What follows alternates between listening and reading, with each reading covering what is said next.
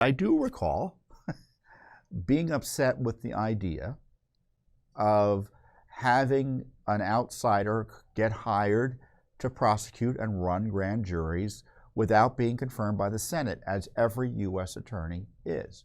And so what happens is you've had, in this case, Jack Smith, who no longer works for the Justice Department, get hired essentially as a contract employee under the Special Counsel regulations, and he gets to run a prosecution and try to jail someone without day-to-day supervision by someone who has the authority to do so, U.S. attorneys or confirmed officials in the Justice Department, such as the Attorney General.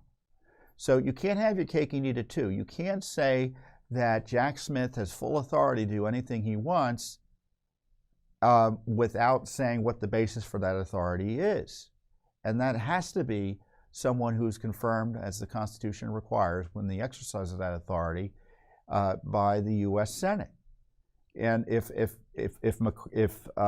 Garland is running this, or an appointee of or someone who's also confirmed is running this, then what's the purpose of a special counsel? Now, I guess in theory you could have a U.S. attorney made special counsel, and you wouldn't run into that constitutional issue because a U.S. attorney is confirmed by the Senate. So that's the question there. That was the question for Mueller as well.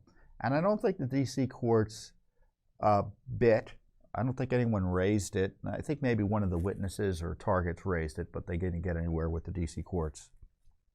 But there's a new court in Miami, and they may look at this afresh. So that's the constitutional issue. Does Jack Smith have the constitutional authority to run grand juries, issue subpoenas, and prosecute U.S. citizens under our constitutional system? I think it's an open question, and I'm skeptical that that's the case. I said that for Mueller, and I don't see why Jack Smith is any different.